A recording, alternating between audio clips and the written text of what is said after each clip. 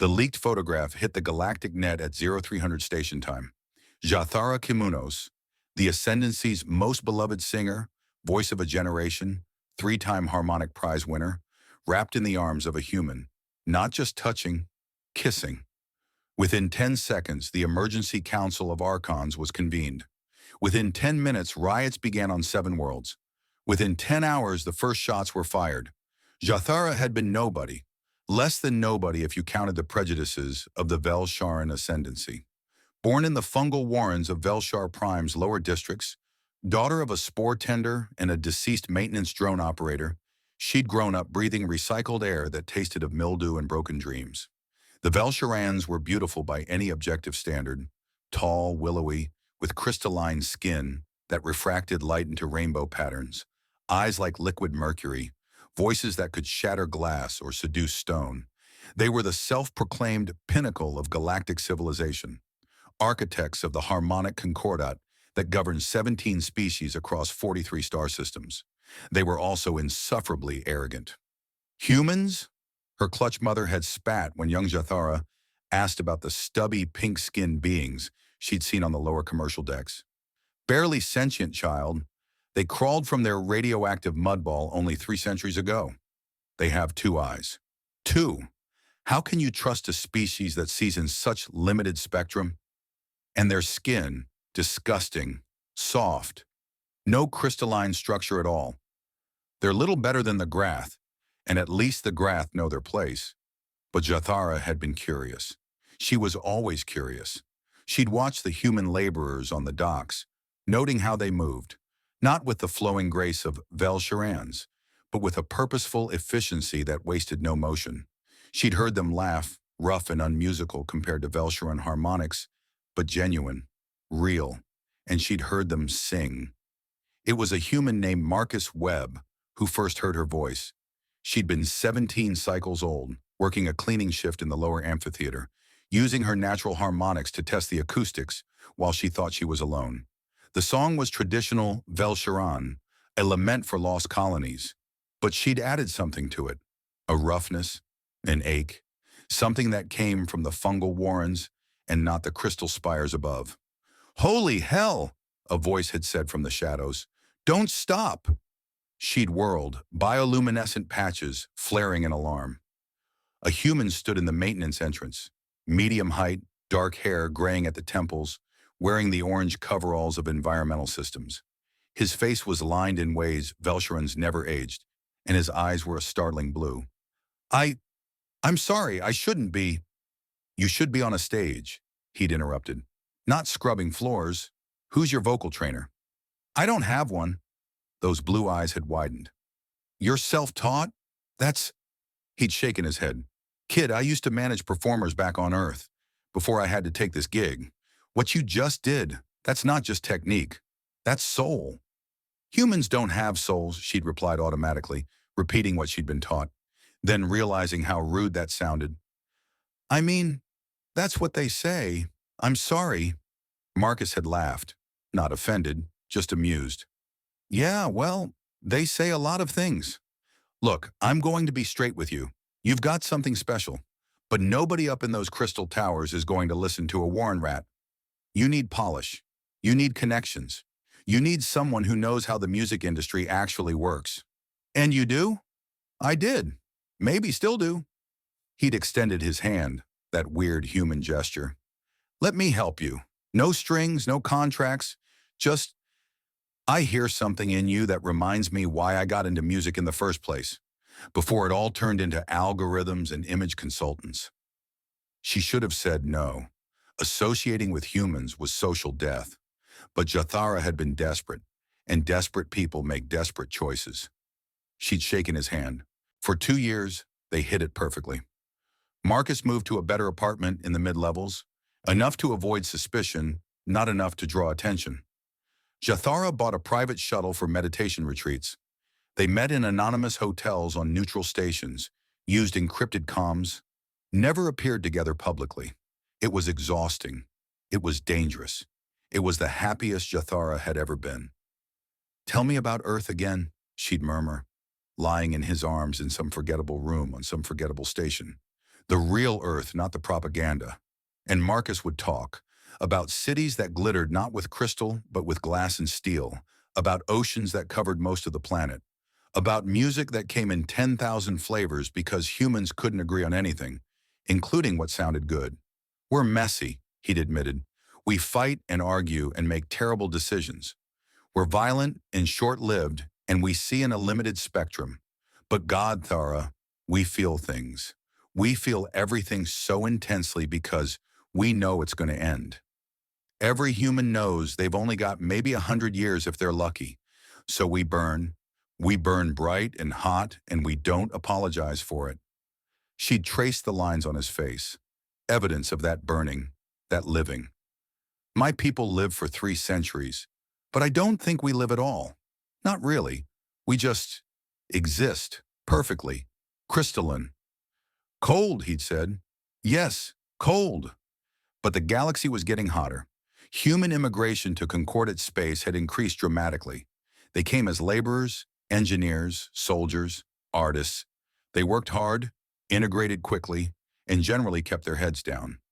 But their presence grated on species like the Vel'sharans, who saw the concordate as their achievement, their civilization. Archon Kishava, Zha'thara's distant cousin and a rising political force, had built his entire platform on concordate purity. These humans, he'd declared in a speech that went viral, they come here with their short lives and their limited senses and their crude cultures. They take our jobs, dilute our harmony, and demand we accommodate their weaknesses. How long before we're all reduced to their level? How long before the concordate's crystal clarity is muddied by their primitiveness? Zha'thara had watched the speech and felt sick. He's wrong, Marcus had said quietly, but he's not stupid. Fear works. It always has. What do we do? We? He'd looked at her sadly. There's no we, Thara. Not publicly. If people knew about us, it would be the match in the powder keg. You're too visible now. Too important to both sides. Both sides? There shouldn't be sides. But there are, and they're hardening. The photograph came from an anonymous source. Later, investigators would trace it to a member of Zha'thara's own security detail, a Vel'sharan zealot who'd been feeding information to Kishava's political machine. He'd been patient, following her for months, waiting for the perfect shot. He got it on Terminus Station, a neutral trading hub. Zha'thara and Marcus in a garden plaza, thinking they were hidden behind imported earth plants. A kiss. Just one kiss, but captured in perfect resolution. Her face. His face. No ambiguity, no deniability. The source sent it to every major news network simultaneously. By the time Zha'thara's team could respond, it had been shared 1 billion times. Her comm exploded with messages. How could you? Betrayer, species traitor. You disgusting Warren filth. You were always trash. And from Kishava, a public statement. Zha'thara Ki'moonos has betrayed not just Vel'sharan dignity, but the very principles of the concordate. She has degraded herself with a human, a species we have generously allowed into our civilization, only to have them corrupt our finest. This cannot stand. This will not stand. Within hours, protests erupted. Vel'sharans marched through the crystal spires, demanding Zha'thara be stripped of her titles. Humans counter-protested, arguing she had a right to love whom she chose. Other species, seeing an opportunity to settle old grudges, picked sides. On Vel'shar Prime's lower warrens, Zha'thara's birthplace, riots began. Humans were dragged from their homes. Vel'sharan moderates who defended them were attacked. The concordate security force tried to maintain order, but they were undermanned and overwhelmed. When a Vel'sharan mob burned a human residential complex, killing 17, the human community armed itself. The first firefight happened on the 3rd day. Marcus found Zha'thara in her apartment, watching the news feeds with horror. They're dying, she whispered. Because of us. Because I couldn't just... Because hatred needed an excuse, Marcus interrupted. This isn't your fault, Thara. Isn't it? Kishava is calling for human deportation. All of them. Every human in concordate space. And the council is actually considering it. Then we fight. She turned to him, mercury eyes wide. Fight? Marcus, look at me. I'm a singer. What am I supposed to do? He cupped her face gently. You sing. You use your voice. You tell people that this is wrong, that love isn't betrayal, that we're better than this fear and hatred. They won't listen. Some will, and some is enough to start with. Zha'thara's concert was scheduled for Unity Plaza, the symbolic heart of the Concordat on Vel'shar Prime. Her team advised canceling. It was too dangerous, too politically charged. She refused. If I hide now, she told them, I'm admitting I did something wrong. I'm saying love is shameful. I won't do that. 70,000 people showed up, about half Vel'sharan, half a mix of humans and other species. The Concordat security force created barriers between the groups, but the tension was electric. Zha'thara walked on stage alone, no backup singers, no elaborate production, just her and a microphone. The Vel'sharans section booed, the human section cheered, the others watched, uncertain. She began to sing. It was a new song, one she'd written with Marcus the night before, not in Vel'sharan harmonic tradition or human melodic structure, but something in between. The lyrics spoke of two voices finding harmony, of differences creating beauty, of love that bridged chasms. The booing continued for the first verse, but by the second, some of it quieted. By the third, even hardened protesters were listening. Because this is what Zha'thara did. This is what Marcus had recognized years ago. She didn't just sing, she made you feel. She reached the bridge and her voice soared, pulling in traditional Vel'sharan harmonics, then dropping to a human bluesy growl, then fusing them into something entirely new. It shouldn't have worked. But it did. In the crowd, a young Vel'sharan male started crying. An elderly human woman reached across the barrier to take a Vel'sharan's hand.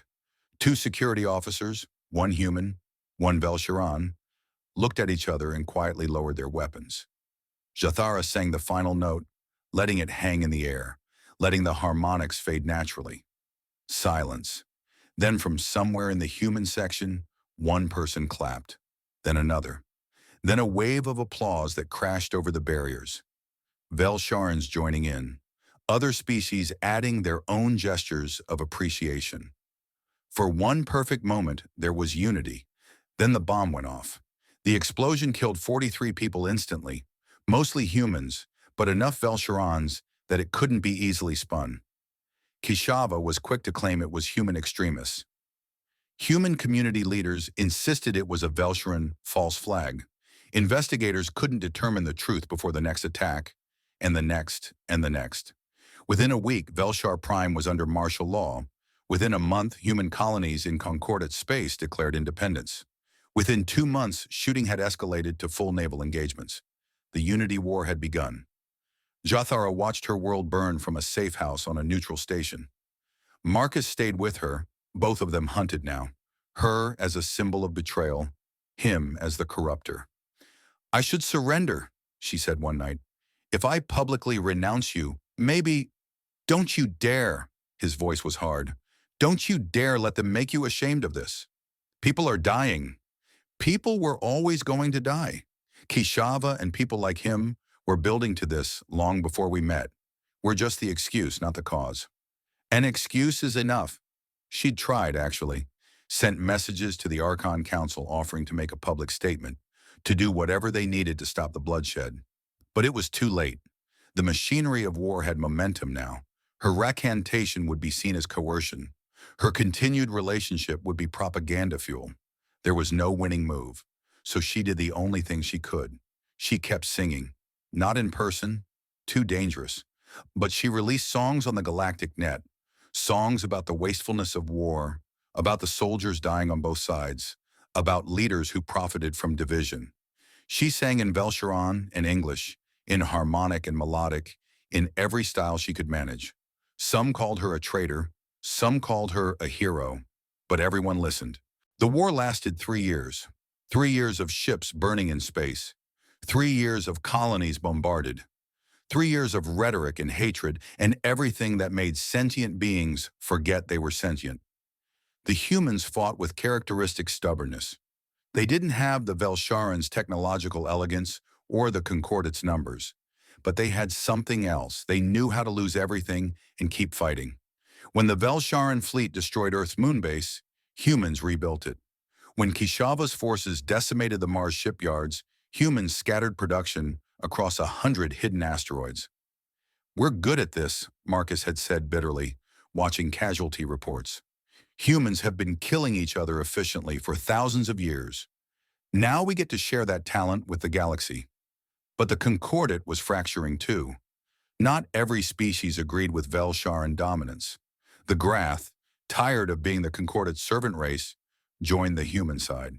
The crystalline jury, who'd always resented Vel'sharan cultural imperialism, declared neutrality but quietly supplied human forces. It became less about humans versus Vel'sharans and more about what kind of Concordat would emerge. One based on supremacy or cooperation? The decisive moment came at the Battle of Threshold, a strategically vital jump gate that controlled access to 7 systems. Admiral Sarah Chen commanded the human fleet, 47 ships against the Vel'sharan Armada's 112. By every calculation, it should have been a massacre. And for the first 6 hours, it was. Human ships burned. Chen watched her fleet get systematically dismantled by superior numbers and technology. She'd sent 17 distress calls to potential allies. None responded. Then on the comms, "Admiral Chen, this is Captain Javoris of the Vel'sharan cruiser Crystal Dawn. We're defecting to your position." Chen had stared at her communications officer. Is this a trick? But it wasn't. Crystal Dawn and 17 other Vel'sharan ships broke formation, turning their weapons on their own fleet. It wasn't enough to win, but it was enough to survive. Why? Chen had asked later, after the battle, after the impossible stalemate that left both sides too damaged to continue. Captain Javoris, a grizzled veteran who'd fought humans for 2 years, had been quiet for a moment. Then, "I have a daughter. She's young, still learning to harmonize. Last week, she came home singing a human song. When I asked her where she learned it, she said it was from Zha'thara Ki'moonos' latest release, a song about peace." The captain had looked directly at Chen. "My daughter doesn't see enemies anymore. She just sees music." And I realized, she's right. We're all just music. Different notes, different rhythms. But we can make something beautiful if we try. Or we can make noise until we're all deaf. The armistice negotiations took 8 months. Kishava was forced to resign after evidence emerged that he'd funded some of the early terrorist attacks, including the bombing at Zha'thara's concert, to accelerate the conflict. He'd been right about one thing. War had made him powerful. It had also made him sloppy. The new Concordat Charter abolished species-based hierarchies. Humans got full representation. The Grath were recognized as equals. The Vel'sharans retained influence but not dominance. It wasn't perfect. Resentments lingered. War crimes tribunals would take decades. Entire generations had grown up seeing the other as the enemy. But it was a start. Zha'thara and Marcus emerged from hiding 6 months after the armistice. They appeared together at the charter signing ceremony, not hiding, not apologizing, just standing side by side. The crowd's reaction was mixed. Some cheered, some turned away, most just watched, uncertain, trying to figure out what this new galaxy meant. Zha'thara sang at the ceremony, a simple song, no elaborate production, just her voice carrying across the assembled dignitaries and survivors, and people trying to figure out how to live together. When she finished, Marcus took her hand, in front of everyone, in front of cameras broadcasting to 17 species across 43 systems. An elderly Vel'sharan in the audience stood and began a traditional harmony of blessing. A human veteran joined in, adding his bass voice.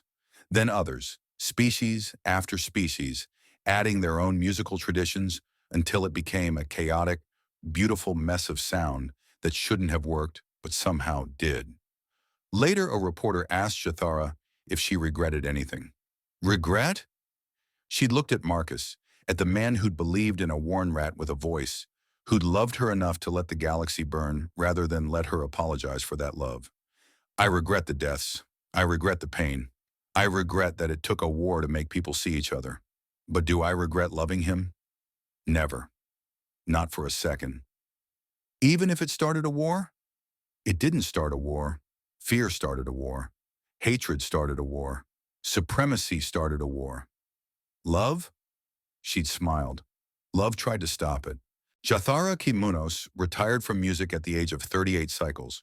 She'd released 7 albums, won 12 harmonic prizes, and become the voice of a generation that learned to see beyond species.